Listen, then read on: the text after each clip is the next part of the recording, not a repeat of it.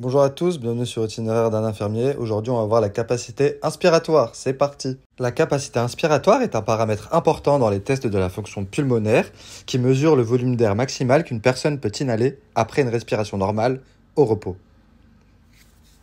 La mesure de la capacité inspiratoire est utile pour évaluer la fonction pulmonaire et identifier les conditions respiratoires.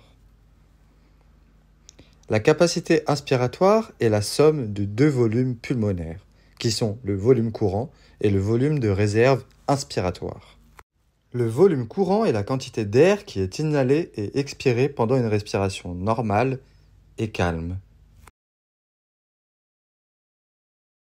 Le volume de réserve inspiratoire est le volume d'air supplémentaire qui peut être inhalé avec force après une inhalation normale et calme.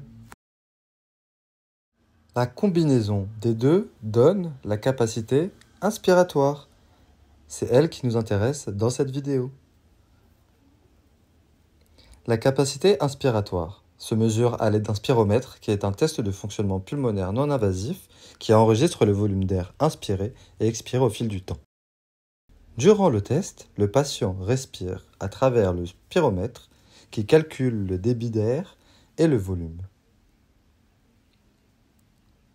Le patient est alors invité à prendre une inspiration normale suivie d'une inspiration forcée. La différence entre le volume total inhalé et le volume courant donne le volume de réserve inspiratoire qui, ajouté au volume courant, nous donne la capacité inspiratoire.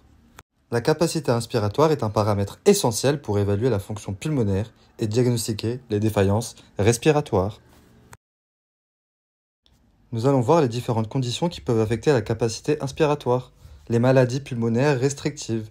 Ces conditions, telles que la fibrose pulmonaire, la sarcoïdose et l'hypoventilation liée à l'obésité, réduisent la compliance pulmonaire et peuvent entraîner une diminution de la capacité inspiratoire. Maladies pulmonaires obstructives. Des conditions telles que l'asthme, la bronchite chronique et l'emphysème peuvent provoquer des obstructions des voies respiratoires, entraînant des difficultés à inhaler la quantité maximale d'air et par conséquent une capacité inspiratoire réduite. Les maladies neuromusculaires telles que dystrophie musculaire, sclérose latérale amyotrophique et la myasthénie grave peuvent altérer la fonction des muscles respiratoires, réduisant la capacité d'inspirer avec force et entraînant une diminution de la capacité inspiratoire. La capacité inspiratoire est un paramètre vital dans l'évaluation de la fonction pulmonaire et peut aider les professionnels de la santé à diagnostiquer et à gérer divers troubles respiratoires. La spirométrie est la principale méthode de mesure de la capacité inspiratoire, fournissant des informations précieuses pour comprendre la mécanique pulmonaire d'un patient et guider les méthodes de traitement les plus appropriées. À bientôt pour de nouvelles vidéos. N'hésite pas à liker et à partager si tu as bien aimé cette vidéo. À bientôt.